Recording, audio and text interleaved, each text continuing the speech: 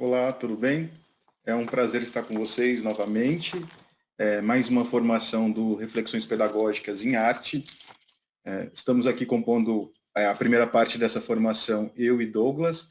Eu represento aqui o currículo de arte da CEMED, junto ao meu colega Douglas, e represento por aqui o teatro. A gente também tem na composição do nosso grupo o Marcos Araújo, que vai entrar um pouquinho mais tarde, Ana Lúcia Serrou também, que vai entrar na formação.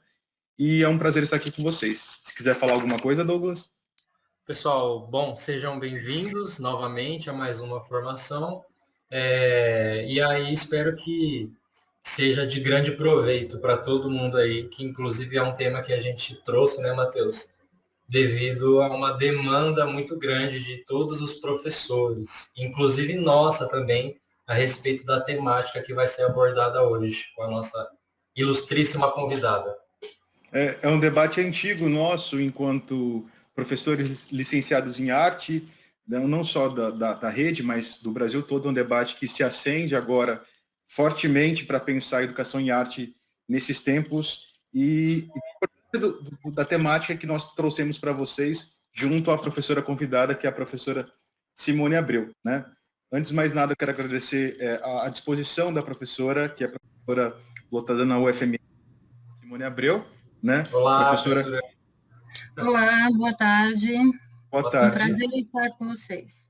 Eu vou ler um pedacinho do currículo, eu tive que resumir um pouquinho o currículo da professora, e a gente já passa a formação para a professora, e no final a gente debate a respeito da formação, né? Então, a professora Simone Rocha de Abreu, ela tem um bacharel em artes visuais, é também licenciada em artes visuais, ela tem mestrado e doutorado em integração da América Latina pelo PROLAN, Universidade de São Paulo. A linha de pesquisa é cultura. Ela tem pós-doutorado no Instituto de Artes da Unesp e ela foi professora de ensino médio, de ensino técnico, de universidades particulares, de uma universidade que diz muito da América Latina também, da UNILA, e é a nossa convidada de hoje, professora atualmente efetiva do curso de Artes Visuais da UFMS, e também coordena, né, o Polo Arte na Escola, junto à equipe da UFMS, mais um trabalho também nacional aí. Nós agradecemos demais a presença da professora, é uma temática extremamente pertinente e extremamente urgente para nós discutirmos enquanto currículo, enquanto referencial da CEMED. Partilhamos muito de angústias a respeito da temática, e eu acho que vai ser extremamente importante para todos os professores da rede, enquanto um coletivo. Eu agradeço a professora Simone, que vai se apresentar, a gente vai sair um pouquinho, e no final a gente discute um pouco a respeito dessas questões todas, dessa convocatória que a professora nos traz hoje sobre a arte latino-americana. É isso. É com você, Simone, e já agradeço a sua participação e espero que nós tenhamos uma ótima formação. Muito obrigado. Tá? Boa tarde a todos. Bom, aliás, bom dia, boa noite, porque eu não sei necessariamente se vocês assistirão de tarde, né? Mas nós estamos gravando de tarde, por isso que a tendência é falar boa tarde. Bom, primeiramente eu gostaria de agradecer à equipe de artes, né? Agradecer ao Matheus, ao Douglas, à Ana Serrou, agradecer aos técnicos, né? De arte da CEMED, que a gente tem um ótimo contato, um ótimo convívio, e a gente vai se aproximando para fornecer as formações necessárias, né? Todos nós temos muito ciência de que o professor precisa, sim, da sua formação primária, né? Primeira e a formação continuada durante toda a sua carreira profissional. Dito isso, eu quero esclarecer que, além de dizer muito obrigada, eu quero dizer do privilégio de estar falando com professores, né? Porque essa questão dessa convocatória para o ensino da arte, ela efetivamente se dará com todos, com o engajamento de todo mundo. Quer dizer, eu preciso de vocês para que essa plataforma que é levar o ensino da arte latino-americana dê certo, tá bom? Então, eu agradeço e me me posiciono como privilegiada de poder estar falando com vocês. Também me posiciono como mulher heterossexual, mãe de um menino de 13 anos, latino-americano e brasileiro.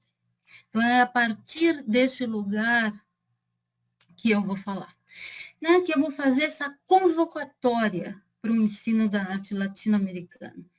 E eu começo esse convocatório com arte, né? E eu vou para a minha formação, né? Que é artes visuais. Então, eu que tenho a minha aproximação sempre é com as visuais, tentando sim fazer todas os intercâmbios, né, com as outras linguagens, mas o meu foco é sempre as visuais. Então, aqui eu apresento 2 obras, né? A primeira, que a gente está vendo à minha esquerda, é o quê? Vocês estão vendo? Vamos tentar descrever essa imagem. Essa imagem é um milho. É um milho que não está mais vivo, não está mais na planta, e é um milho que, se a gente se aproximar, ele é formado, cada pedacinho ali, que seria uma parte do milho, é, na verdade, um dente. Um dente. Dente é como as pessoas são identificadas, né? Arcada dentária sempre é usada para identificação. Então, a nossa identidade está nessa obra. A nossa identidade está aqui colocada por esse artista, né?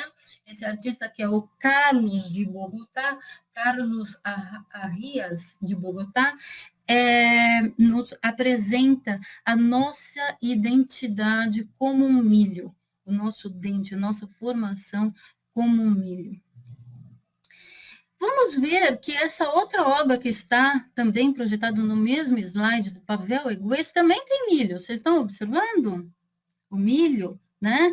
Olha lá, um grande milho, eu vou apontar aqui pelo meu mouse, né? Um grande milho, né? Que ele desabrocha, que a gente vê, né? Identifica o milho, e desse milho sai um homem, o novo homem. Que obra é essa? Né? Pavel Egues, equatoriano, um artista equatoriano, ele faz uma série de murais que se chama O Grito dos Excluídos, e essa é um dos murais, né? Chama O Novo Homem. Esse novo homem que se forma unido ao milho. Por que 2 obras, 2 artistas latino-americanos aqui nesse slide estão falando do milho? O milho é um mito da formação do homem para vários povos da Mesoamérica, né?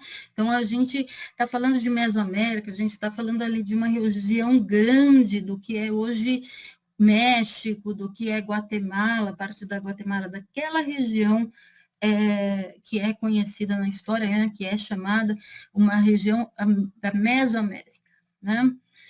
Bom, o homem veio do milho. Então, esse novo homem que vai responder, que vai trazer a América Latina em pé de igualdade frente aos demais países, vem do milho, vem de suas origens. Essa é uma possível leitura dessas obras, né? Uma possível leitura que eu estou defendendo aqui. Então, vamos passar para o outro slide.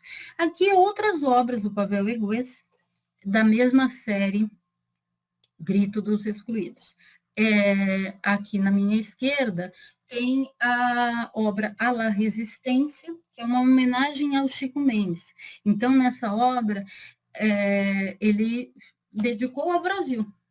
Né? Nessa série dos Excluídos, ele faz várias telas, não me engano, são 12, e tem alguns países homenageados. Nesta aqui, ele está homenageando o Chico Mendes.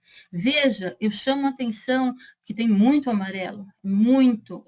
O milho está presente até nas cores que o artista escolhe.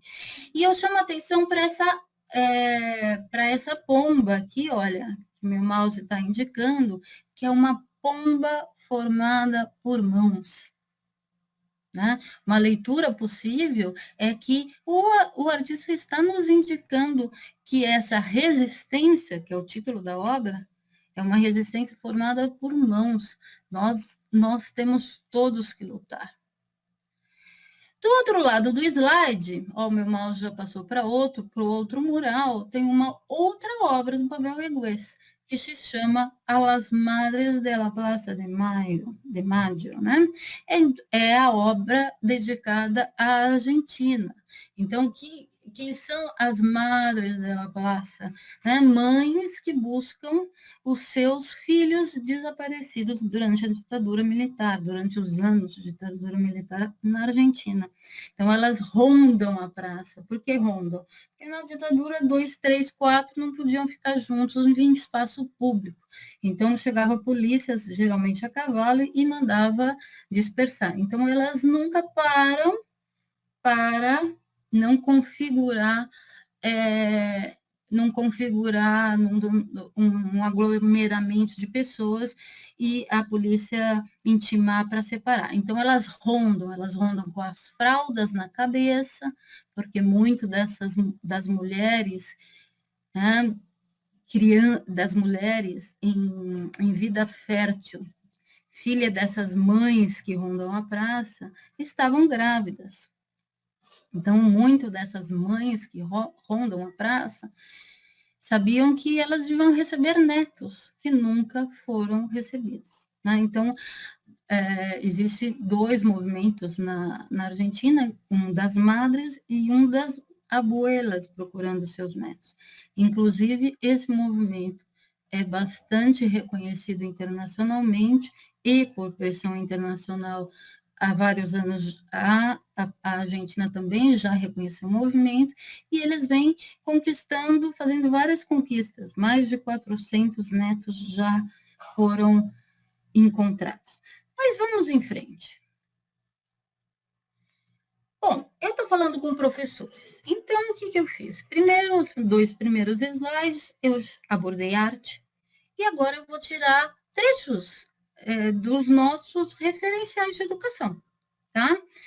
Eu vou pedir licença para vocês, que eu vou dar uma olhadinha para o meu lado esquerdo, porque eu tenho uma outra tela, e aqui, como tem trechos da LDB, trechos da BNCC, eu vou ler. Então, eu vou ficar olhando para a tela que está ao meu lado, tá bom? Então, primeiro, vamos começar com a LDB, né? E eu retirei um trecho, título 2, dos princípios e fins da educação nacional.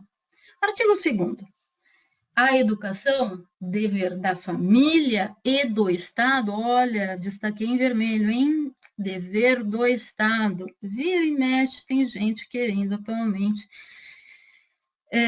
questionar isso, mas está lá, na LDB. Então, dever da família e do Estado, inspirada nos princípios de liberdade e nos ideais de solidariedade humana, tem por finalidade o pleno desenvolvimento do educando. Essa parte em vermelho que eu quero chamar a atenção.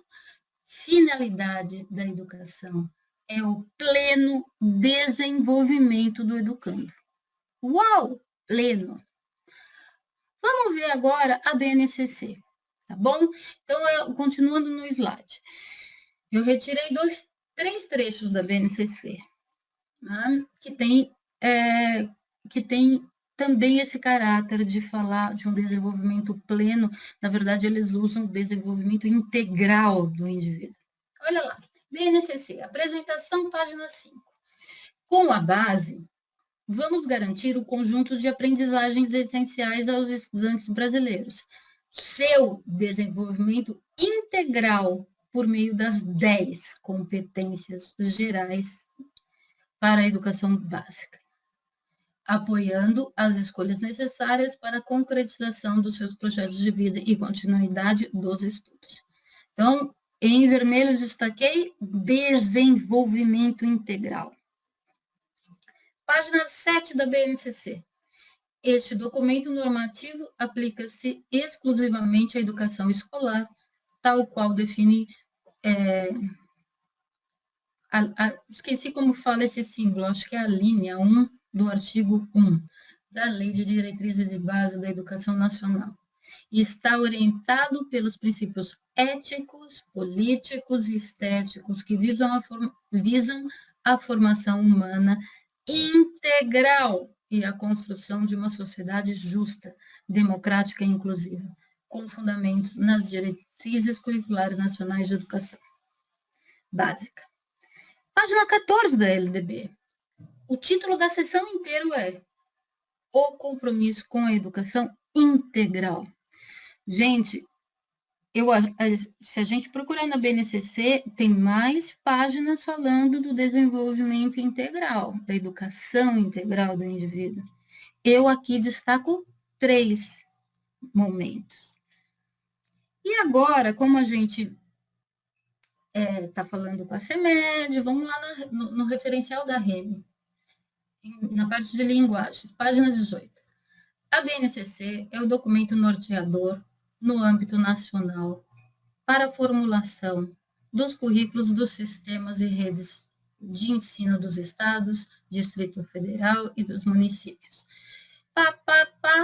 Né? Pula um pouquinho de itens, vamos lá, a parte que está falando do desenvolvimento integral dos estudantes, está em vermelho. Né? Esse é o objetivo. Né? Desenvolvimento integral dos estudantes por meio das 10 competências gerais da educação básica, pautadas nos princípios de equidade, direitos de aprendizagem e a concepção dos conhecimentos curriculares contextualizados na realidade nacional, social e individual da escola de seus alunos.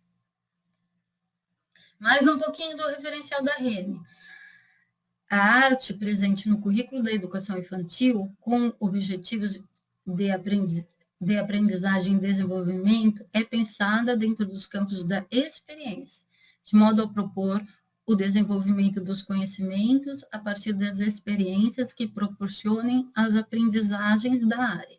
Ademais, espera-se que a criança desenvolva os conhecimentos sensíveis da arte, estabelecendo seus direitos de aprendizagem proposta que pensa o desenvolvimento integral da criança. Opa, então ótimo, né? A gente tem uma LDB preocupada com desenvolvimento integral pleno, né? Desenvolvimento pleno, BNCC, desenvolvimento integral, e referencial da REME, desenvolvimento integral. A questão é, para a gente atingir esse desenvolvimento integral, a gente precisa do quê? A gente precisa de conhecimentos objetivos, a gente precisa de conhecimento sensível, a gente precisa da arte para o desenvolvimento sensível, e a gente precisa de todos as epistêmias e todos os conhecimentos. Né? A gente ouviu aqui, no trecho que eu li, do referencial da REME, equidade. Agora, vamos lá. Escolhi um ano escolar e peguei lá no referencial da REME. Então, eles falam da idade, né? Da idade na história, divisão na história contemporânea. Neoclassicismo. A gente vai dar aula de neoclassicismo. Aonde esse conhecimento está centrado? Na França, não é verdade? Aí a gente vai falar de romantismo. De novo, a gente vai falar muito da França. Aí a gente vai falar do romantismo no Brasil. Opa, veio para o Brasil. Opa, que bom, veio para o Brasil. Mas concorda que a gente está vendo o Brasil através da lente do romantismo? Através da lente, vamos dizer assim, através do que a gente identifica no Brasil, dessa palavra, dessa identificação do que seria o romantismo, que, como a gente falou anteriormente, é um movimento europeu, né? Então, aí a gente vai falar do realismo, de novo, a gente vai falar muito da França. Aí a gente vai falar do impressionismo, de novo, a gente vai falar muito de arte francesa. Impressionismo no Brasil. Opa! Viemos falar do nosso lugar, viemos falar do Brasil. Mas, de novo, com o olhar calibrado pela lente ou melhor, vou usar a metáfora pelo óculos, do que seria equiparável ao impressionismo em nossas terras. Será que isso está certo? É uma pergunta e a gente responde mais para frente. Depois a gente vai falar do pós-impressionismo, do pontilhismo, de novo, falando muito da França para abordar isso. Expressionismo. Aqui a gente vai falar da Alemanha, né? A gente vai falar do expressionismo no Brasil. Opa, de novo. Tem sentido falar do expressionismo no Brasil? Tem sentido, porque realmente teve um diálogo, assim como os outros itens no Brasil. Teve um diálogo, a gente sabe, por exemplo, que a Anita Malfatti esteve lá na França, esteve lá na Alemanha, estudando exatamente o expressionismo. Então, ela trouxe aqui para a gente vários elementos do expressionismo. Então, tem sentido, mas a gente precisa falar de outras coisas também, tá bom? Então, vamos continuar. Aí vem a aula de fauvismo, de novo, muito França, aí vem cubismo, né? Pablo Picasso estava na França, de novo, muito França, a gente vai falar. Aí a gente vai falar de abstracionismo, aí a gente começa a alargar, e não mais só falar da França, né? Mais surrealismo, né? De novo, França. E aí vem o item modernismo no Brasil. Então, eu quero chamar a atenção que está um referencial muito eurocêntrico, isso é na REME, isso é em todo o Brasil, para a gente conseguir exatamente o tão sonhado formação integral do indivíduo. Cadê as outras vozes? Cadê os outros pensamentos? Cadê os outros mitos? Cadê as outras crenças? Cadê as outras malhas simbólicas que não seja essa de matriz eurocêntrica? Nisso eu faço o alerta, né? No referencial último que a CEMED nos apresenta, tem na 5ª série um espaço para falar de arte latino-americana. Tem na 9ª série um espaço para falar de arte latino-americana. Eu dou vivas a isso.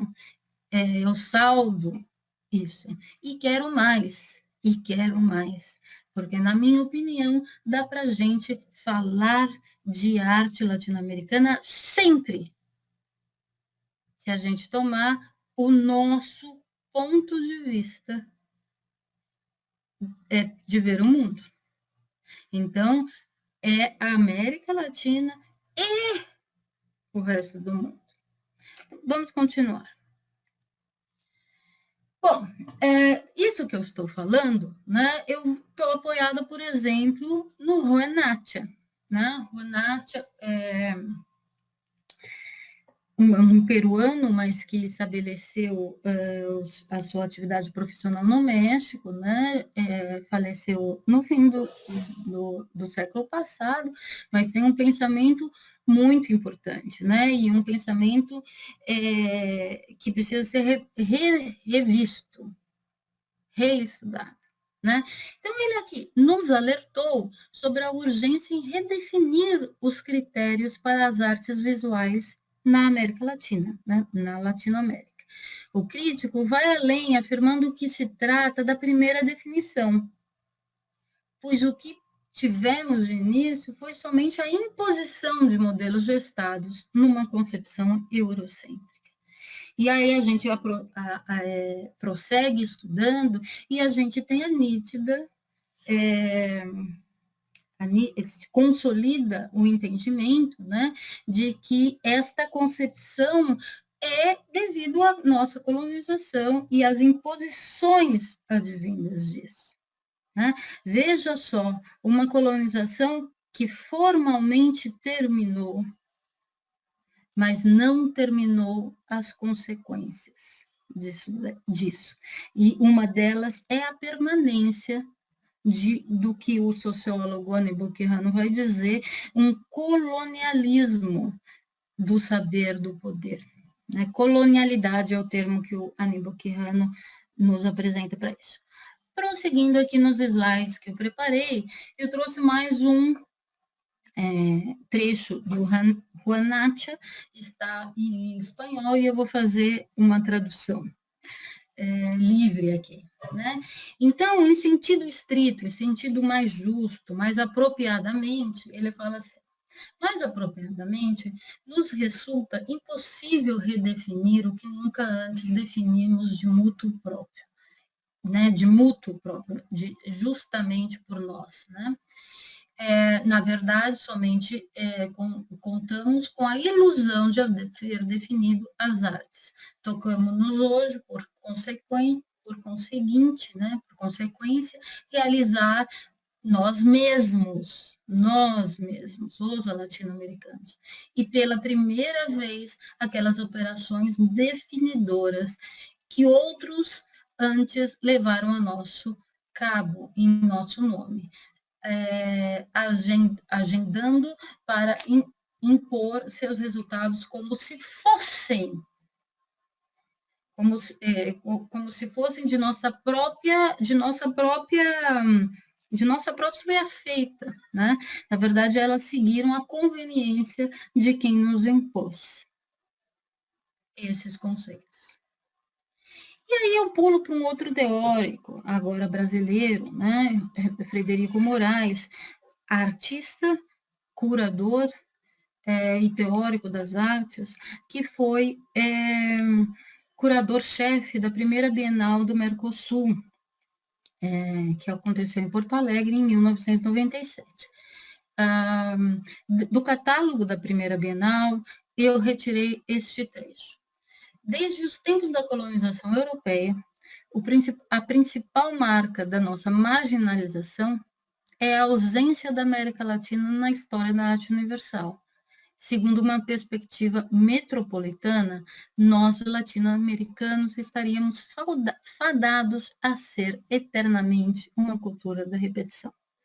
Então, ao longo, são 12 páginas, né? Esse texto do Frederico Moraes, ao longo dessas 12 páginas, ele vai tecendo paralelos para nos mostrar que não há sentido nenhum nesta imposição de uma categorização das artes que nos, como ele acabou de dizer, que nos deixa fatalizados a ser uma cultura da repetição.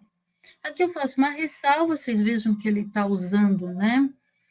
Cultura da repetição, entre aspas, porque esse é um termo de uma crítica de arte chilena que chama Nelly Richard. Então, ele está se apropriando de um termo que não é dele, então ele põe entre aspas. Agora aqui eu vou pôr mais um trecho do Frederico Moraes, e aqui eu coloco eu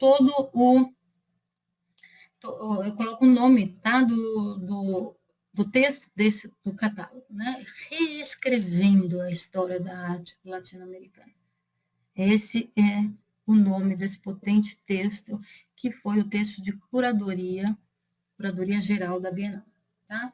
Então, olha, a ação civilizatória, e ação civilizatória entre aspas, né? Porque não há nada mais falso, depois eu falo um pouquinho mais disso, a ação civilizatória da Europa em nosso continente começou pelo extermínio dos índios.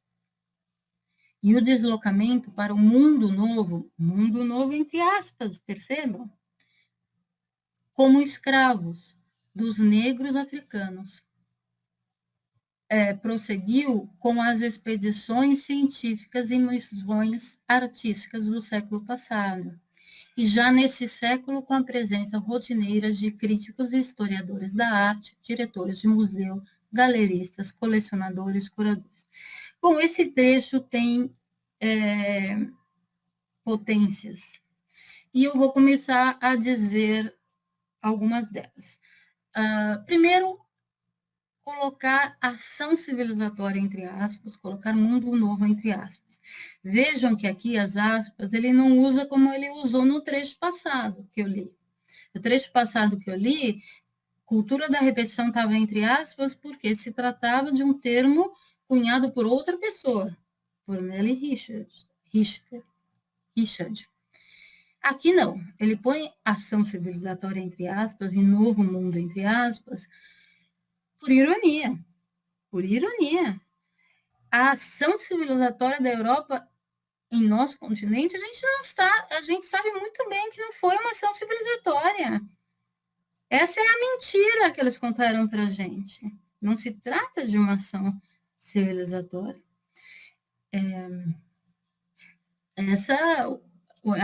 O encontro, vamos dizer assim, do mundo europeu com o continente americano foi um encontro onde a América Latina saiu perdendo e muito, onde muitos morreram. Chamar isso de ação civilizatória é um absurdo. Né? Então, ele está usando de ironia aqui. O mundo novo. O mundo novo também é um termo em desuso. Os historiadores não mais usam isso sem ressalva. Né? Porque chamar de mundo novo o continente americano é dizer que nesse encontro entre a Europa e esse continente, aqui nada existia.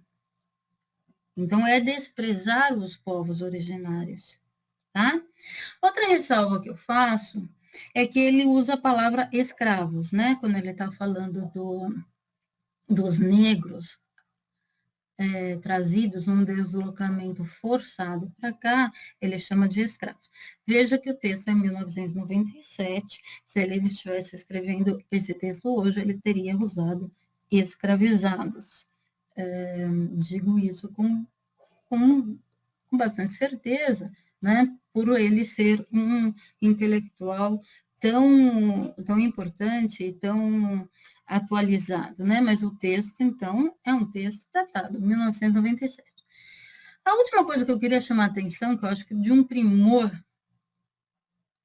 é a parte final, onde ele deixa claro que o processo histórico pós a colonização foi nos impondo. A primeira imposição, a primeira tragédia, vamos dizer assim, foi a matança dos índios. A segunda tragédia foi o processo da escravidão. Em termos de arte, a hora que vieram as missões científicas, as expedições científicas, cada uma foi trazendo o quê? O seu jeito de ver, o seu jeito de interpretar, foi trazendo conhecimentos outros.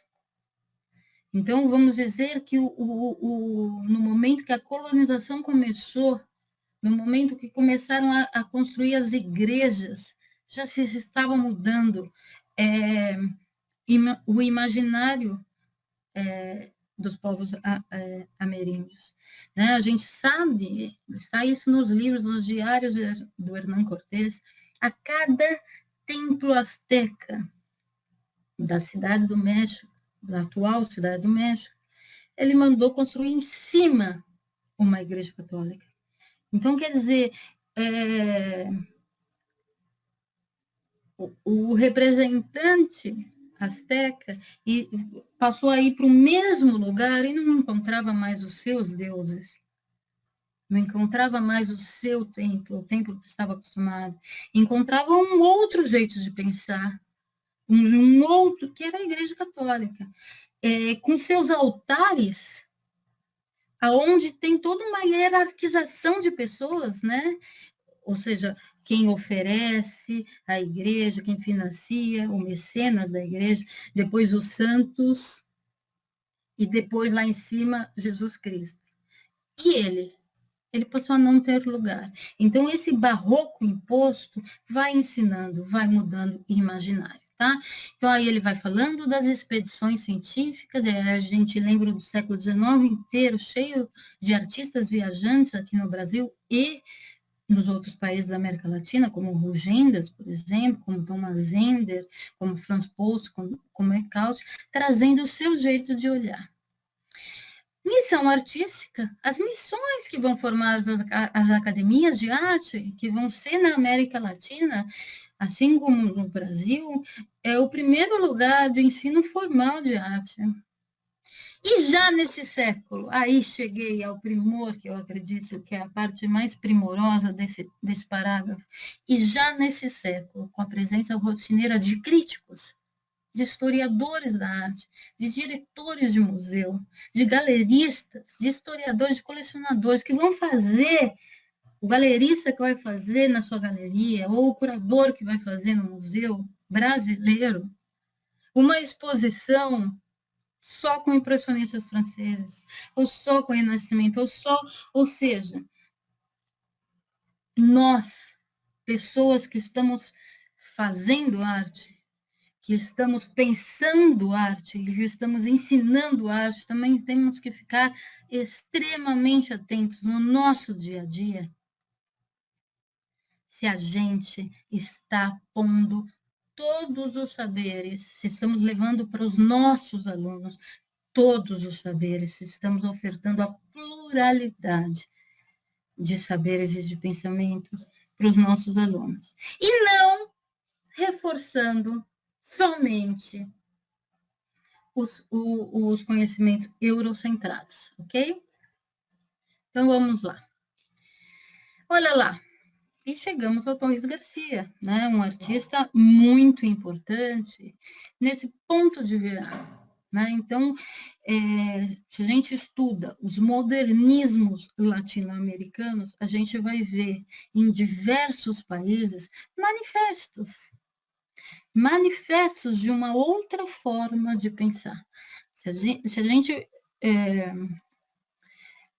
nesse estudo, a gente chega a uma ideia de que a América Latina, os artistas, quiseram sim renovar as artes, que é uma característica mundial dos modernismos.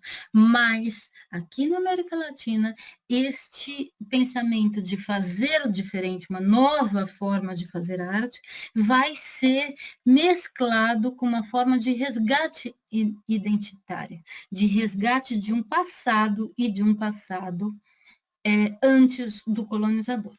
Então, aqui a gente tem Torres Garcia, num desenho que ele repetiu algumas vezes ao longo da sua vida. Essa versão que eu coloco para vocês é de 1935. Aqui ele já era um senhor, né? Veja, ele está...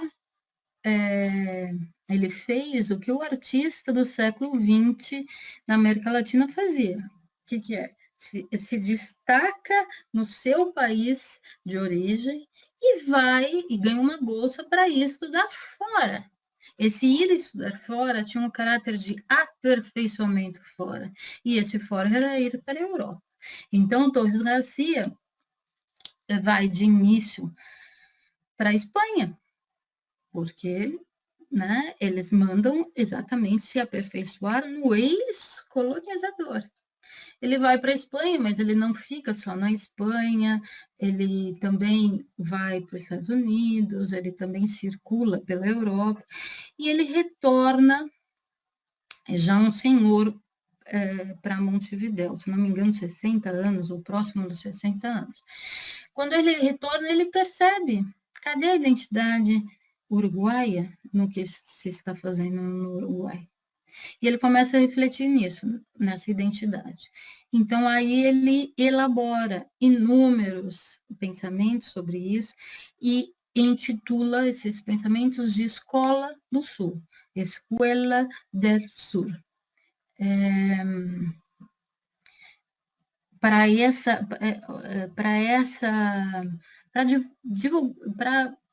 acompanhar essas palestras, ele faz esse desenho bastante poderoso, bastante potente, que é uma inversão do mapa, né, onde ele chama de o nosso norte é o sul, ou seja, o nosso norte com significado de mote, com significado de direcionamento, é o Sul. Então, aqui ele simboliza as palestras dele de uma forma, sintetiza e simboliza de uma forma esplendorosa nesta obra. Vamos continuar.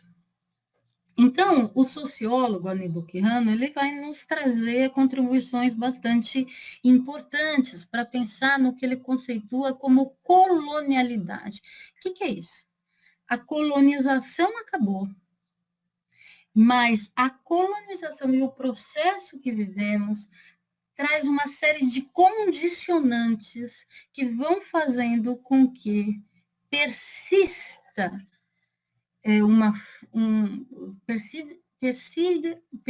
persista paradigmas para entender a sociedade. Isso ele reúne sob esse título colonialidade. Então, vamos ver esse trecho que eu destaquei no texto dele. O sociólogo Aníbal Quijano apresenta uma metáfora muito potente para a colonialidade, se referindo ao espelho eurocêntrico.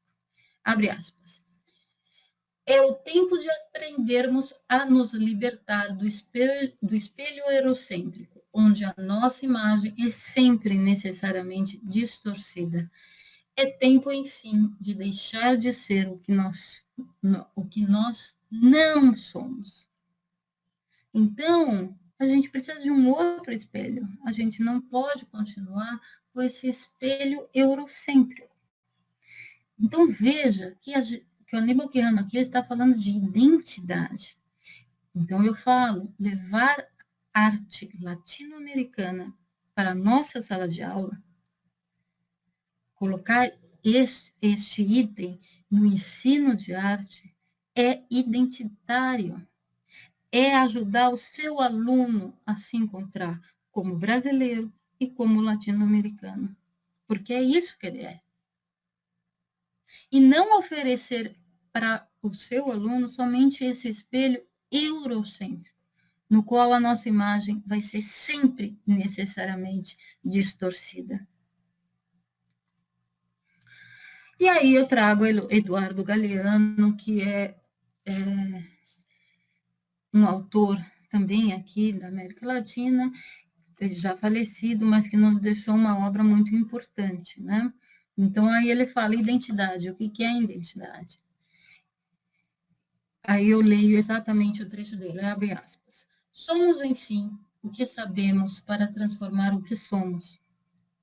A identidade não é uma peça de museu quietinha na vitrine, mas é sempre a assombrosa síntese das contradições de nós, contradições nossas de cada dia.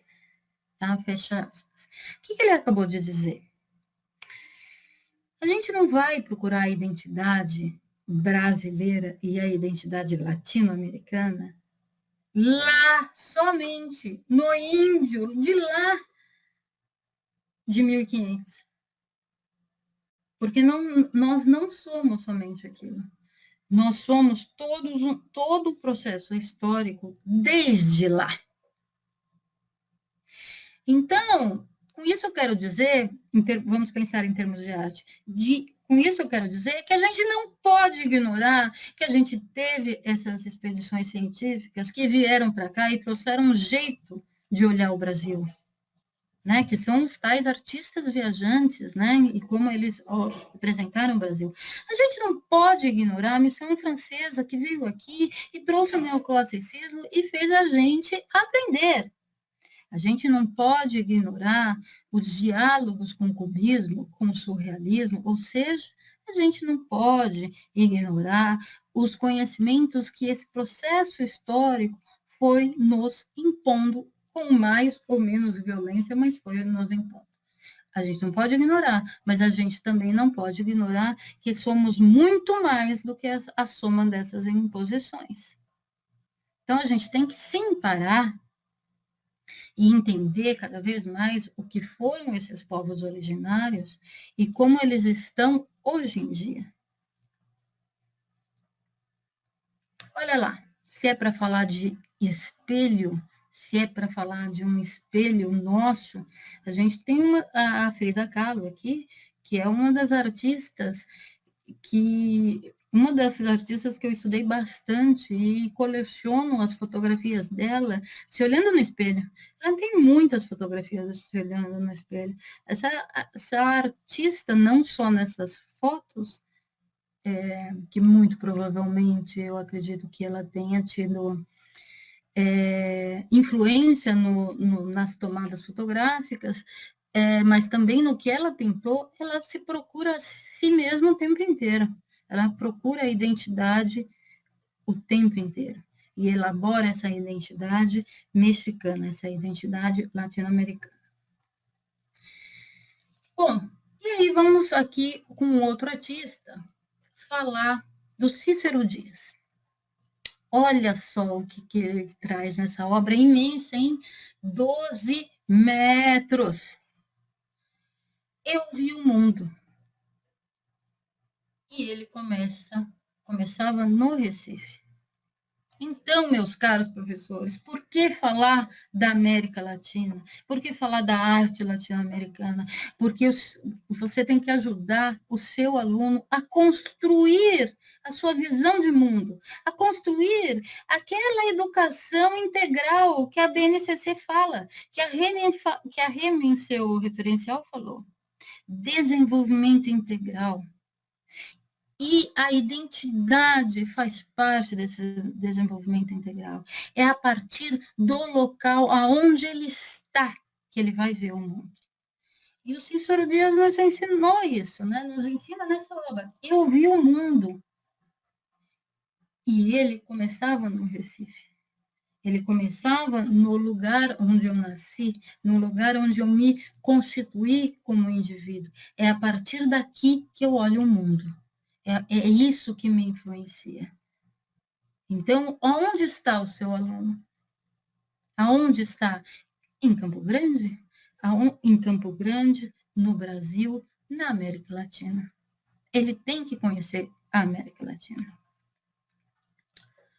Bom, e aqui eu peço para vocês, assim que possível, ouvirem essa música e assistir esse vídeo em particular, que é a interpretação e um videoclipe que o Ney Mato Grosso faz da música América do Sul, de 1975. Para ele cantar a América Latina, para ele cantar Deus salve a América Latina, ele vira esse bicho. Esse bicho, ele se representa, ele se metamorfoseia num grande leão das nossas matas. Né? Deus salve a América Latina, desperta o claro e amado sol, deixa correr qualquer rio que alegre esse sertão, essa terra morena, esse calor, esse campo, essa força tropical. Deus salve a América Latina. Temos que falar da América Latina para os nossos alunos se constituírem como brasileiros e como latino-americanos, tá? Então, essa música e esse vídeo de 1975 é um vídeo que passou no Fantástico, está disponível no YouTube. No slide anterior eu pus o endereço. Assistam, né? Comparem essa pintura que ele faz com códices mesoamericanos. Procurem imagens de códice mesoamericano na internet que vocês vão ver. Esse homem faz uma pintura no seu rosto, ele trata o seu corpo ele faz dá para a gente comparar, dá para a gente ver uma semelhança com os códices mesoamericanos, que também viam sempre os animais, né, muito presentes na cultura mesoamericana. E aí eu trouxe mais obras, né? Aqui é a artista Beatriz Aurora. Essa é uma artista que vive em comunidades zapatistas. Então, eu estou falando do ambiente de Chiapas, né, do estado mexicano. Então, ela vive em comunidade, numa comunidade autônoma zapatista. Então, é uma comunidade que tem um governo próprio, onde todos os indivíduos fazem todas as decisões coletivamente, né? Então, olha lá, vou traduzir o que está escrito na obra, né? E, primeiro tem um coração, em vermelho, e EZLN, né? Exército Zapatista de Liberação Nacional.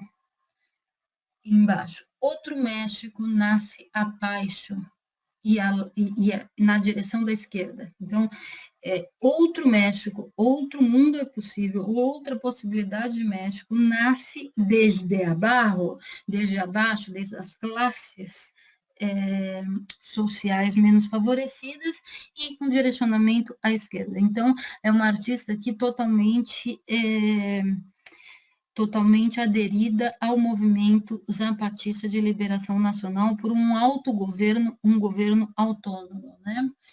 Já se mira o horizonte, nós já olhamos, já deslumbramos um horizonte positivo. Então, esse é uma obra da Beatriz Aurora, já de 2010, ou seja, o movimento zapatista aqui já tinha mais de 18 anos, então ela acompanha o movimento zapatista, mora na comunidade autônoma, então ela dá para acompanhar a história desse movimento com as obras dela. Então, se a gente vê no início um momento menos, bom, eu quero dizer, mais conflituoso, aqui em 2010 ela já está dizendo para a gente observa um horizonte positivo. Vocês veem essa lua e cheia, repleta de indivíduos com a identificação do exército zapatista, que é exatamente o rosto tampado, né? Ou seja, usando a máscara que agora todos temos que usar, por questões de saúde. Outra obra que eu trago para vocês, Carlos Alonso, um artista vivo, mas eu trago uma obra dele de 1969, aqui o contexto é a Argentina, ele morava na cidade de Córdoba, hoje ele mora entre a Argentina e França, então ele aqui está com um colchão, vocês estão vendo o colchão? Sobre o colchão, o que tem? Tem o corpo de uma mulher, não tem? Uma mulher que está com os joelhos vermelhos, com o rosto vermelho, com o braço vermelho. Então, uma mulher que está machucada, uma mulher que está ferida, uma mulher que não está inteira. E a gente vê atrás da mulher um general. Identificaram um general? Está ali com seu cap, está ali com a sua roupa de general. E esse general tapa o sexo da mulher e tapa os seios. Uma leitura possível é que o ventre avolumado desta mulher é de uma gravidez.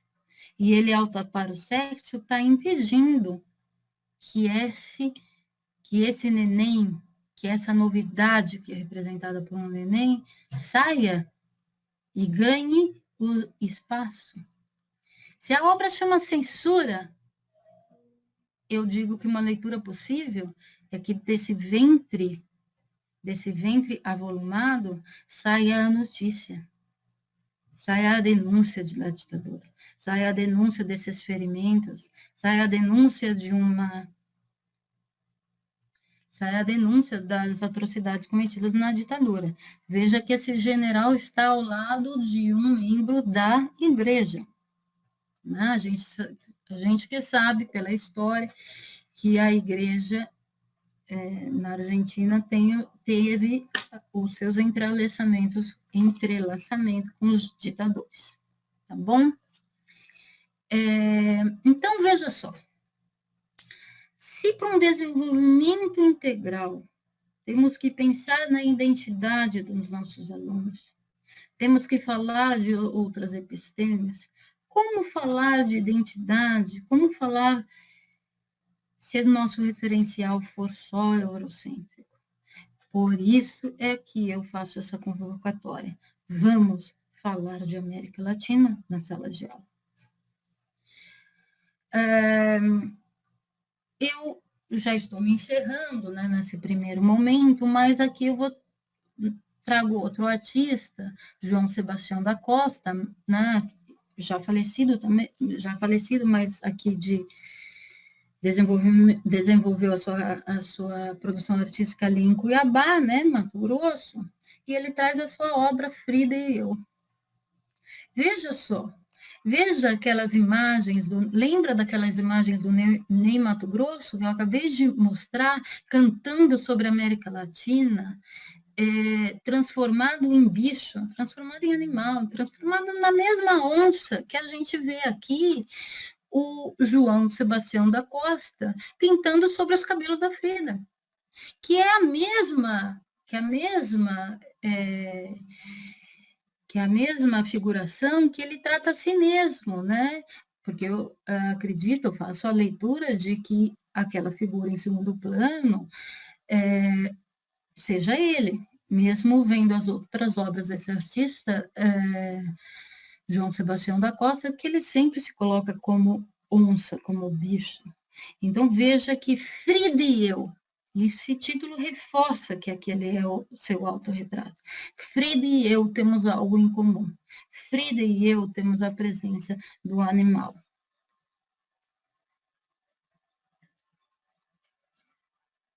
E aqui eu trago uma artista contemporânea, que é José Galindo, que foi convidada para fazer uma obra na Bienal de Veneza, em 2010, ela que sempre trabalha com a questão, com esse pensamento da colonização, e como essa colonização ainda condiciona o nosso presente.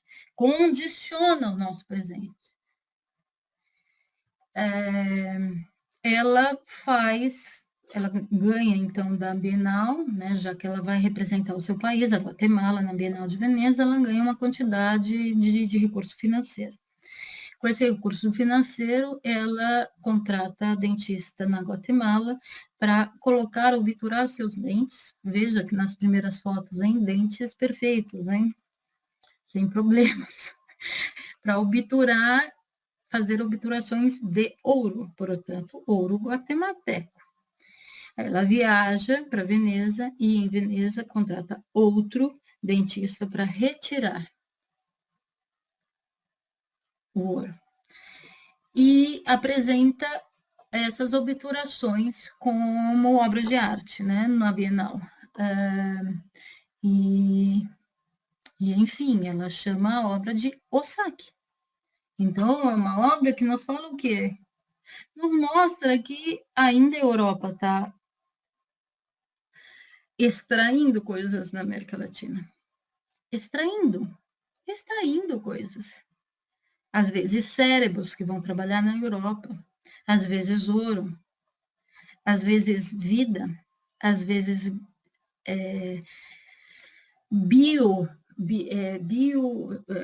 ciência, né? Ciência, a gente fala sempre dos roubos, né? Dos conhecimentos que a floresta amazônica tem, por exemplo, né?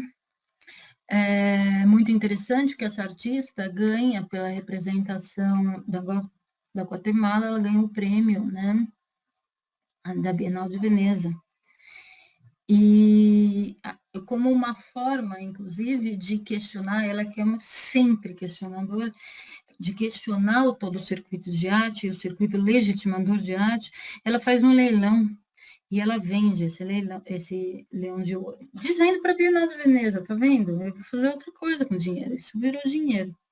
Então, o leão, ela fica com dinheiro que o leilão deu, e o leão de Veneza, que é feito em ouro e que vai ser comprado, fica com o colecionador. Aí ela é convidada pela Bienal de Veneza para ir de novo representar a Guatemala. Ela manda fundir um leão e apresenta como obra o falso leão. O falso leão, quer dizer, de novo, uma obra que mostra todas essas críticas que ela faz. Bom, então foi isso que eu preparei para vocês. Estou aberta ao debate com os colegas, né? Aqui a gente tem os 4 técnicos, os professores técnicos que atuam falando de arte, né? Na CEMED, fazendo referencial de arte. Então, eu estou aqui presente para o debate, tá bom? Muito obrigada pela atenção nesse momento. E a gente vai trazer aí todo mundo para conversar.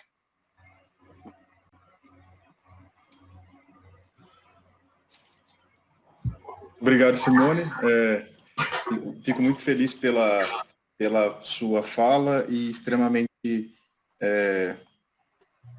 pensando nessas questões urgentes mesmo que nos tocam direto e de fato, né? A partir do referencial mesmo que você mesmo citou. É uma questão bastante que nos toca desde a nossa formação inicial enquanto licenciados, né?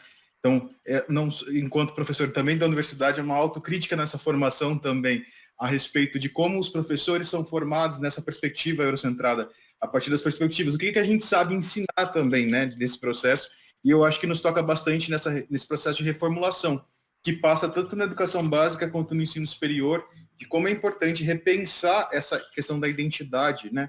Mas eu vou passar a palavra para os meus colegas e depois eu converso um pouquinho mais, né? Quem quiser, se o Marcos e a Ana quiserem tocar aí, falar alguma coisa, conversar, se apresentar. Ok. Então eu vou falar, então, começo, porque, professora, antes de mais nada, é um prazer. Obrigada, Marcos. Obrigado por presentear a gente com seus conhecimentos. E esse assunto é um assunto muito provocador, como bem disse o Matheus aí, nos inquieta muito, né? Porque nos faz pensar quem somos, né? Que formação recebemos e quem estamos formando. Isso chega até a ser assustador um pouquinho.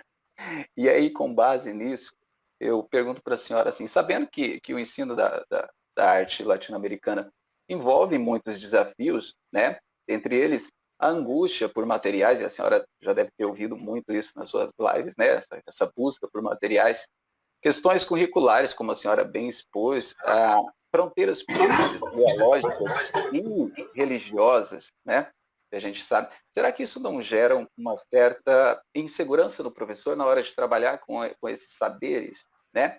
E diante disso, o que a senhora poderia falar para talvez tranquilizar, né, esses professores que estão na busca de um ensino descolonizado, que estão na busca de fazer com que a arte latino-americana possa, de fato, e aí eu me utilizo uma fala que a senhora teve com o professor Marcos Bessa na abertura lá da FAEB, né? Vocês começam se apresentando e falam América Latina presente. Então, de fato, para que ela possa estar presente e ser presença no ensino escolar. Bom, Marcos, muito obrigada pela sua fala. Bom, o desafio é enorme. E eu acho que o principal é a aderência. O principal é a divulgação, né, a percepção da necessidade. Esse discurso de que é necessário por se tratar de identidade.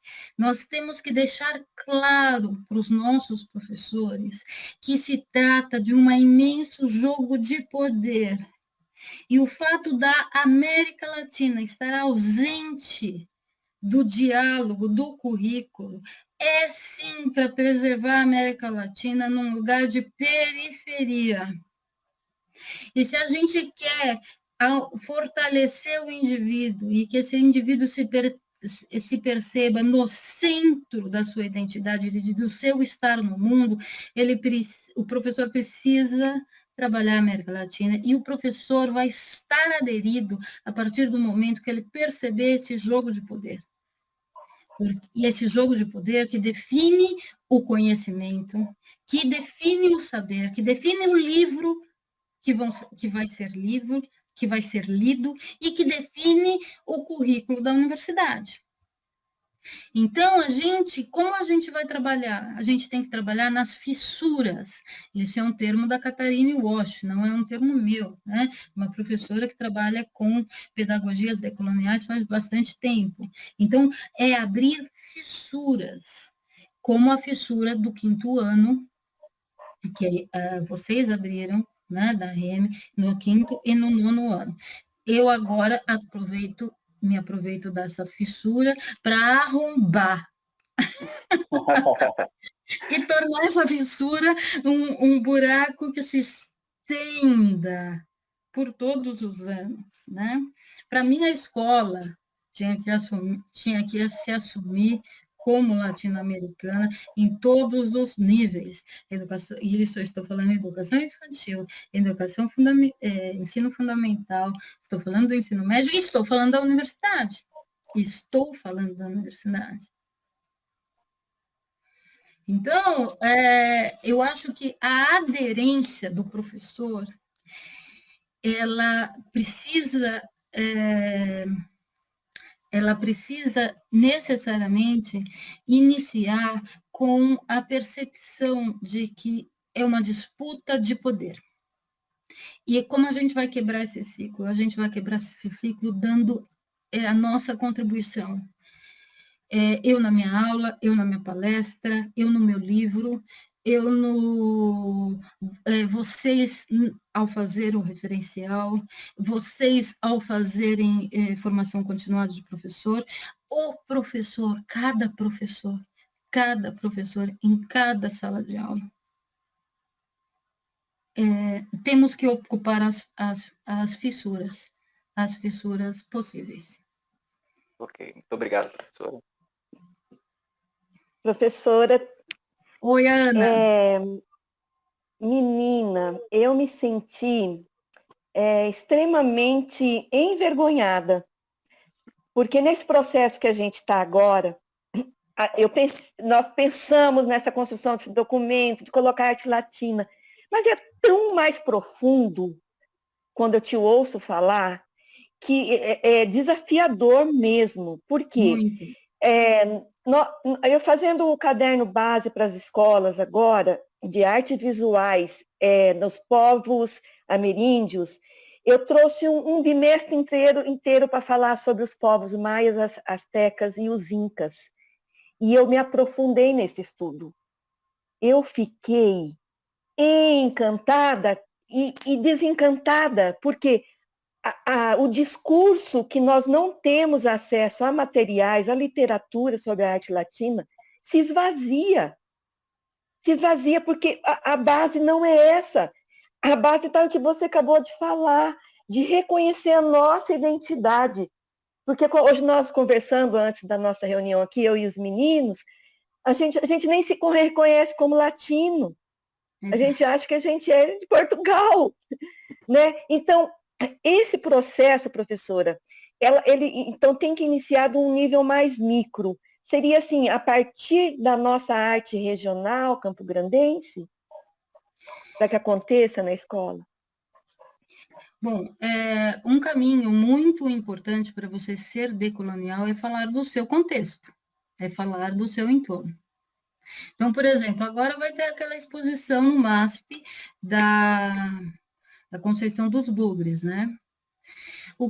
Desde que eu moro em Mato Grosso do Sul, que faz um pouco menos de 4 anos, eu ouço essa expressão, Conceição dos Bugres, ela pintou os bugres, ela pintou os índios, ela pintou não, esculpiu, né? Os índios, os bugres, os mestiços. Bom, eu há pouco tempo assisti o documentário que a Fundação de Cultura disponibilizou, tá na internet, sobre a Conceição.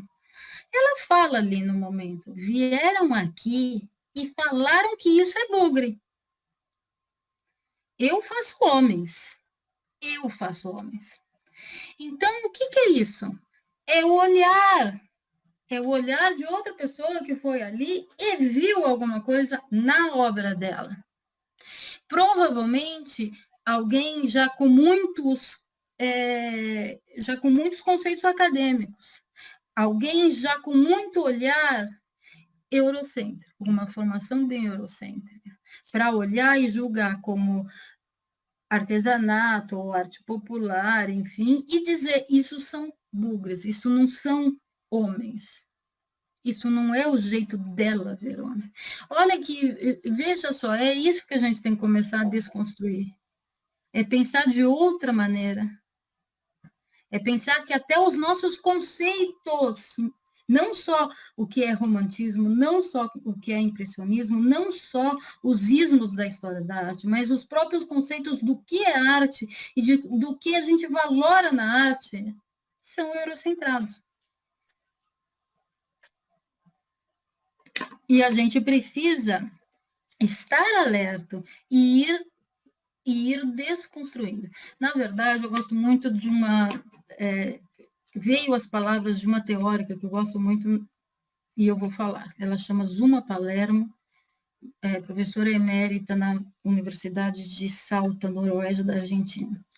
Ela fala que a colonialidade, aquela colonialidade conceituada pelo Aníbal Quijano, ela nos atravessa dia a dia. Então, o enfrentamento é diário. É pensar diferente, é pensar a partir da América Latina diariamente para o enfrentamento da colonialidade. Obrigada. Obrigada. Muito bom. Desculpa aí, Ana. Quer falar alguma coisa, Ana? Não pode tocar, né?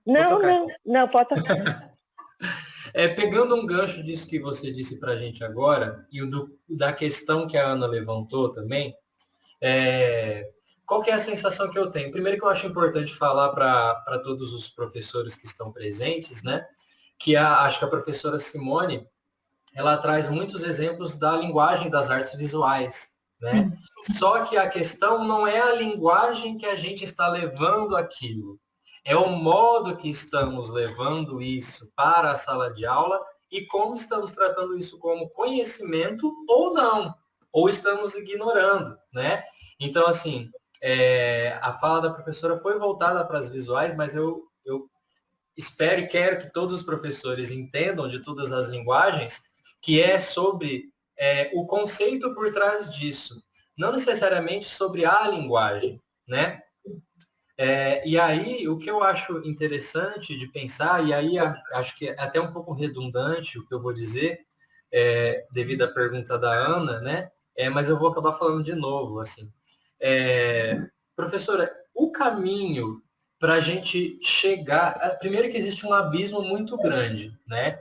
Entre tornar o conceito decolonial efetivo dentro da sala de aula enquanto uma prática diária nossa, né? E o que a gente faz com os conceitos europeus que estão o tempo todo dentro da sala de aula, né? Existe um abismo muito grande entre esses dois pontos, assim. Eu parti nesse momento que meu aluno está lá em casa, né? Em ensino remoto, num contexto de pandemia, né? Onde quase sem intermediação direta, né? Dos professores, não está sendo possível estar presencialmente com esses alunos, eu começar com coisas pequenas, como, por exemplo, o aluno reconhecer o que é a identidade dele enquanto pessoa, enquanto família, enquanto bairro, enquanto cidade. Eu dar essa noção para ele. Eu tenho a sensação de que é um caminho para a gente chegar até a conversa decolonial. É por aí? Sim, então, olha, vou tentar juntar um pouco da Ana e agora o que o Douglas falou, né?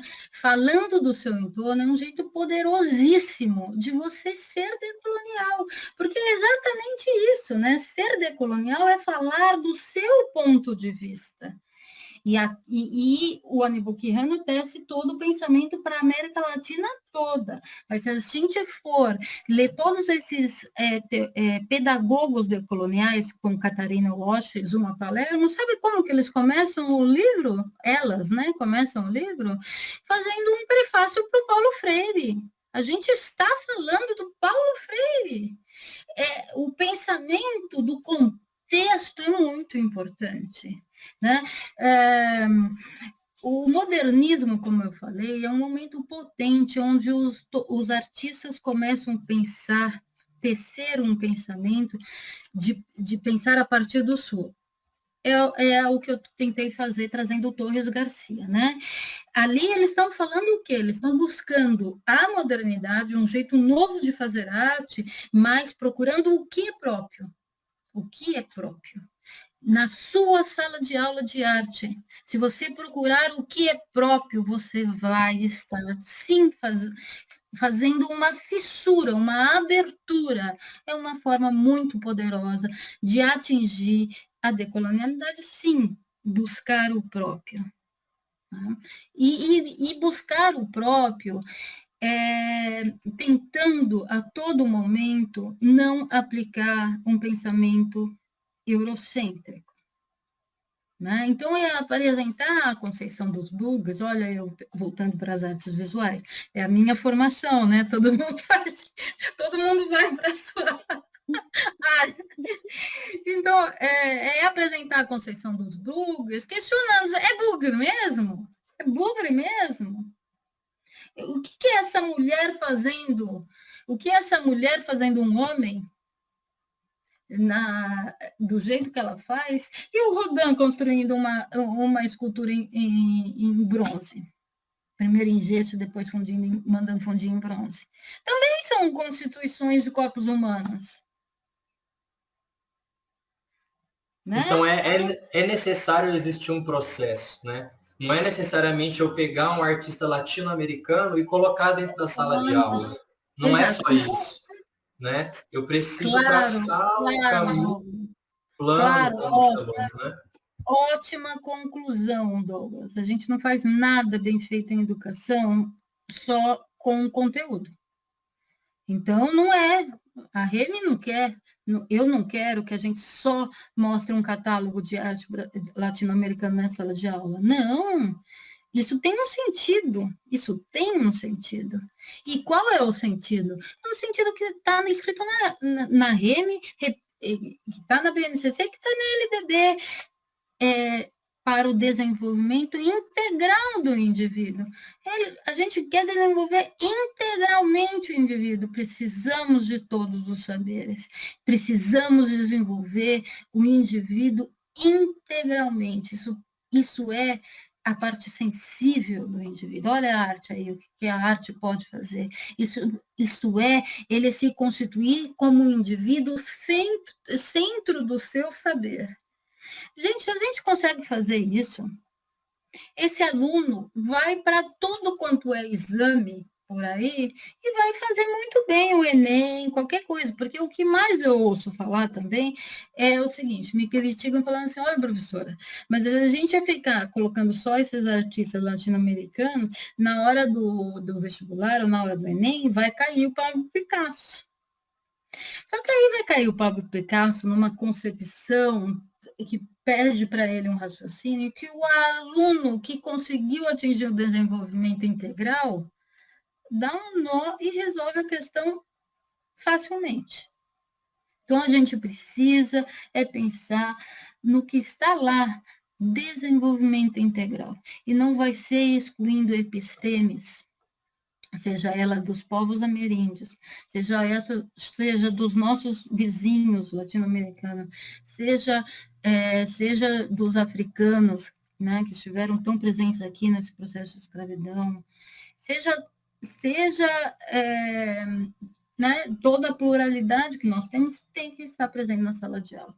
Eu costumo dizer que todo professor, eu gostaria que todo professor de arte, ao entrar na sala de aula, ao preparar um plano de aula, pensasse, eu coloquei aqui na minha curadoria educativa desta aula, ou desse projeto que vai durar um mês de aula, um artista negro, eu coloquei um artista latino-americano, eu coloquei uma artista mulher, eu coloquei um artista homem, eu coloquei a pluralidade do Brasil aqui representado, eu coloquei as questões outras que têm que ser trabalhadas. As pessoas têm que se questionar. Não podemos ficar repetindo uma formação somente eurocêntrica, que foi a formação que eu recebi.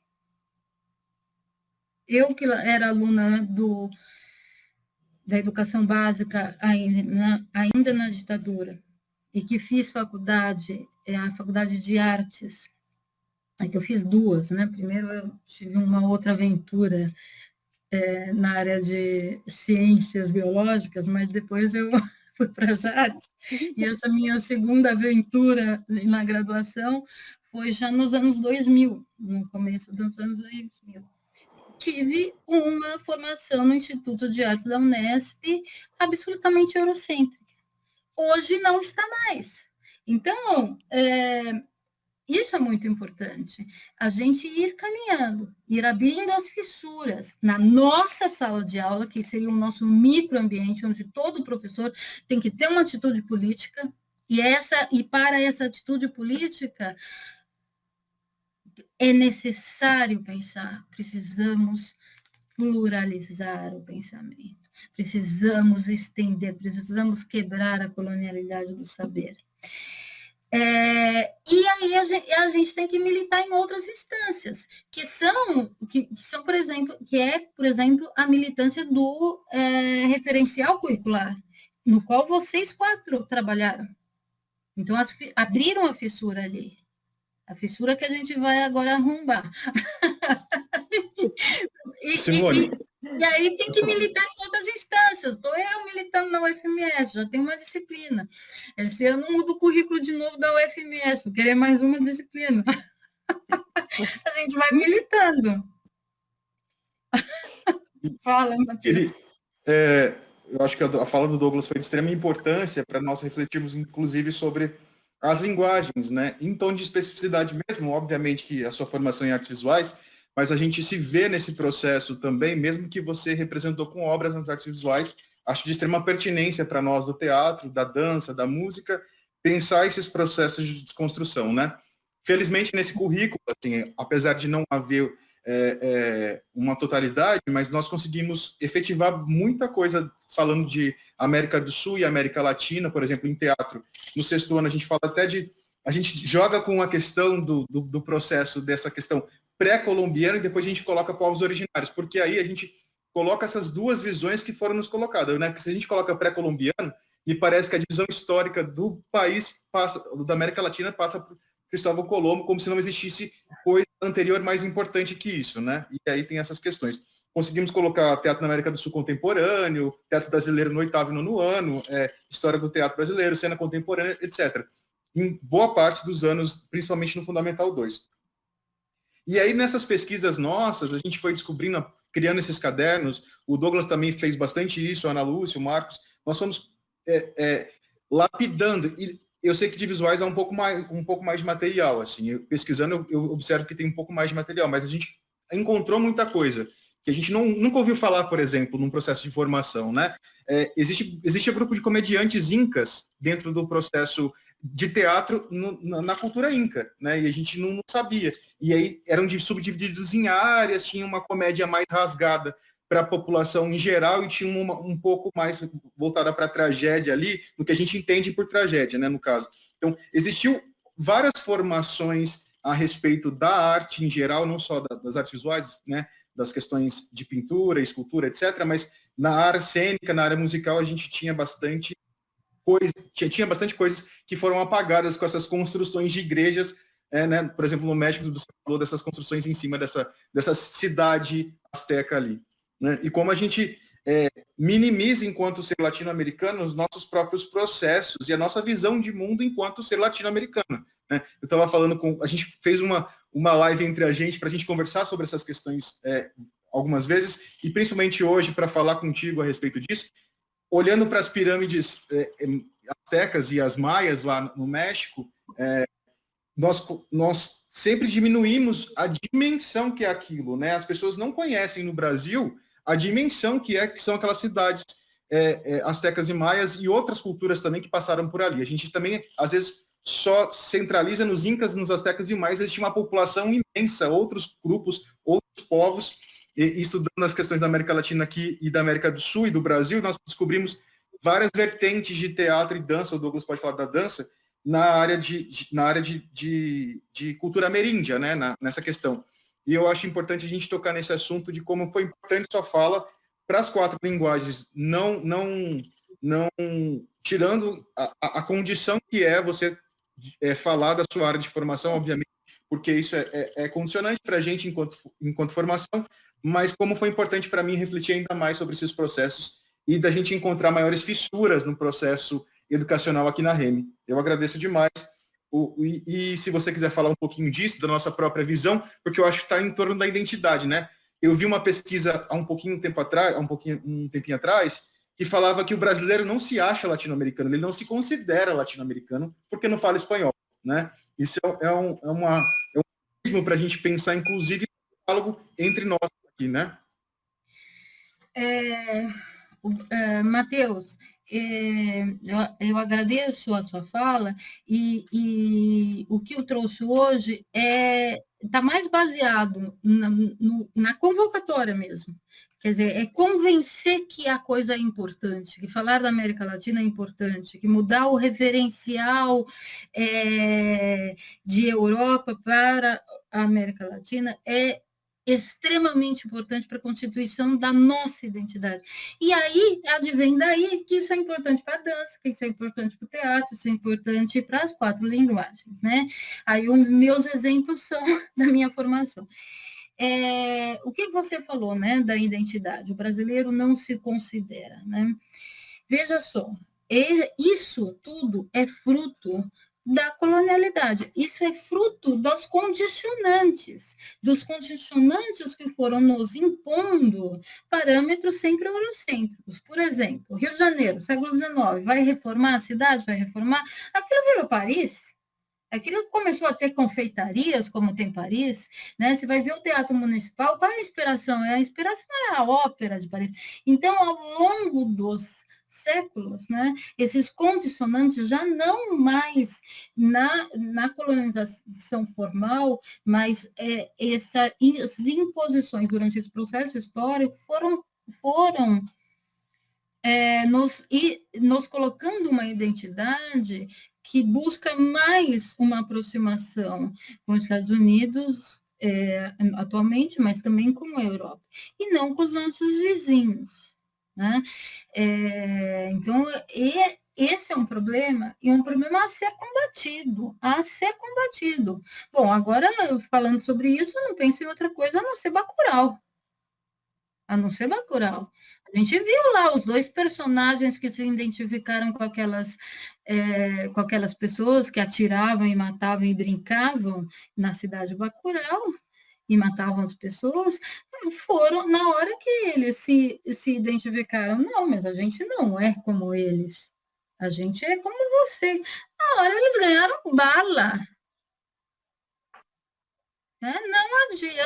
Não adianta algum iludido brasileiro latino-americano ou do Brasil ou dos outros países falar que vai ter alguma ligação com os Estados Unidos, com a Europa. Não adianta. Isso nada mais é do que relações de poder e como foram nos impondo essas colocações, mesmo porque isso garantiu o quê? Benefícios a eles. A hora que esse benefício acabar, a gente é latino-americano. E pronto. Então, a gente tem que assumir uma identidade para além da Europa, para além dos Estados Unidos. Isso me lembra os livros do Renato Ortiz. Identidade nacional, construção de identidade.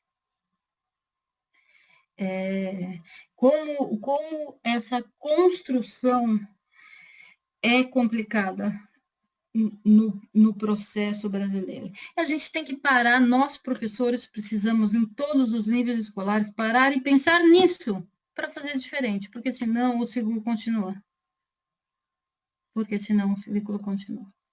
Então, é importantíssimo que vocês estejam pensando nisso, que os professores que nos ouçam parem e pensem nisso.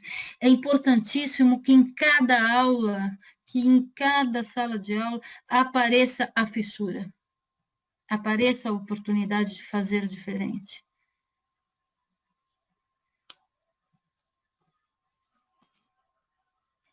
Nós já estamos com 1h30, né, meninos? Então a gente vai ter que dizer adeus e com vontade de quero mais. Eu vou começar agradecendo, Matheus. Vocês querem falar mais alguma coisa? Douglas, Eu Marquinhos? queria só dizer uma coisinha. Tá. Esse ano vão sair 2 livros produzidos pela FAALC. Em cada um deles existe um texto meu, centrado na América Latina, centrado nessas questões. Inclusive, para o PowerPoint que eu fiz hoje, eu usei muitas das imagens dos artigos. Abri os artigos e falei, vai essa imagem, vai essa imagem, vai essa. Então, quem está nos assistindo, lendo um artigo meu que ficou com o título Outro Mundo é Possível? Arte e Política na América Latina, vai identificar muito das minhas falas. Esse livro já está sendo impresso, vai ser pela FAALC. O outro livro que também está quase já no prelo é dos professores do Prof. Artes, né? O mestrado profissional que abriu na UFMS. Lá eu faço um texto bastante voltado para a escola, bastante identidade, defendo o ensino da arte, né? Faço toda uma construção, levanto o José Martí, levanto o Retamar, né? No Retamar, num texto belíssimo, onde ele fala que a ação, chamar de ação civilizatória, o que a Europa fez no continente latino-americano é uma tragédia, né? Porque o que aconteceu foi um massacre. Então, e trago uns outros artistas. Então, são 2 outras fissuras, né? 2 bons materiais para falar da América Latina. Também escrevi um 3º texto que vai sair num e-book lá por São Paulo, né? Pelo PROLAN, Programa Onde Eu Estudei, em São Paulo. Estou escrevendo um 4º, que também, se eu acabar até o dia 15, ele sai. Enfim, a gente vai lutando nessas outras frentes. Professores que estão me ouvindo, tem mestrado na UFMS, uma parceria UFMS com a UEMS. Vamos estudar arte. Pegue a sua inquietação. Esse é um mestrado profissional. O que isso significa? As vagas são para professores da escola pública. Vocês, professores da CEMED ou da SED, enfim, professores da escola pública. Pegue aquela inquietação que te aflige há muitos anos na escola, ou pegue aquela coleção de inquietações, porque geralmente o professor tem uma coleção de inquietação, né? E vamos estudar, vamos fazer essas inquietações virarem um texto e virarem também devolutivas que a gente possa dar para a escola. Então, atualmente, eu tenho 2 orientandas, a gente vai estar construindo um trabalho que vai ser centrado na América Latina, então também vão ser fissuras, vão ser contribuições, a gente quer construir uma produção que fique disponível na internet e que seja também é possível, portanto, de virar depois subsídio para apoio a planos de aula, planos, projetos, né, de aula. Então, é isso, trabalhar para o panorama ser mais favorável.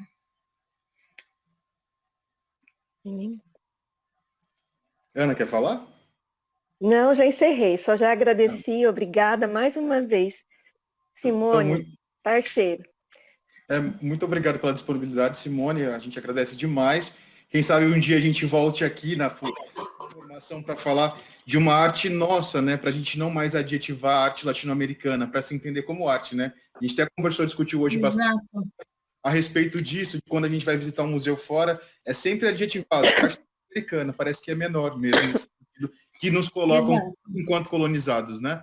E essa colonialidade atual que a gente vive hoje. Então, agradeço demais essa parceria e contamos com a sua participação em outros eventos, em outros processos na CEMED, e é isso. uma parceira para a gente discutir isso, não só nessa formação em 2 horas, 1h30, 2 horas, mas uma formação continuada aí, que a gente pode estabelecer mais próximo. Estou à disposição, inclusive, numa outra proposta onde a gente fale mais dessas bases, amplie essa base, porque é essa base que, na minha opinião, vai garantir a aderência dos professores, a aderência ao projeto de realmente ensinar arte latino-americana. Porque quem entender todo esse processo não vai mais querer ser o subalterizado da vez, não vai mais aceitar esse lugar de periferia que nos colocaram. Portanto, se engaja na luta, nem que seja micropolítica, de, na sua sala de aula, ensinar de outra forma. Tá bom? Estou à disposição. Muito obrigado, professora. Eu acho que a gente fica bem feliz de poder ouvir isso, de ter a oportunidade da sua aceitação. E a gente quer que isso reverbere muito, principalmente lá dentro da sala de aula. A gente faz o máximo para que isso reverbere com muita força lá dentro. Então, acho que muito obrigado, professora Simone. Muito obrigado à intérprete Josiane, a Fabiana, a Aurene, todos que estiveram aí com a gente hoje. Ana, muito obrigado. Marcos, Matheus. Até uma próxima formação, gente. Que a gente possa, em breve, estar juntos aí presencialmente. Então, eu vou dar o meu tchau final, que é o Marcos, eu ainda não conhecia, né? Conheci a Ana, o Matheus, o Douglas, muito de falar. Então, prazer, Douglas, prazer conhecer o Marcos também. Prazer. É um prazer falar com vocês, que estão me vendo agora na gravação, e é um prazer imenso falar com os professores. A gente não vai conseguir mudar o panorama sem vocês, professores, que estão na escola. É por vocês, por vocês, inclusive, que são latino-americanos e que precisam também se reconhecer como latino-americanos. É pelos alunos. Então, eu agradeço demais a oportunidade de estar falando com os professores. Muito obrigada, estamos à disposição. Lancei aí que a próxima live, o próximo curso, que poderia ser mais que uma vez, seja só dessas bases. Né? E fica também o convite para o meu grupo de estudos, que se chama Nuestra América, que é um grupo de estudo onde os professores podem frequentar de 15 em 15 dias, a gente estuda textos, sempre constituindo esse pensamento latino-americano. Para se inscrever, mandar um e-mail para mim. Meu e-mail é meu nome, simone.rocha.abreu@ufms.br. Tá bom? Perfeito. Muito obrigado. Obrigadão. Muito obrigado, gente. Beijo a todos. Até mais. Tchau. Tchau. Até. Tchau. Até mais.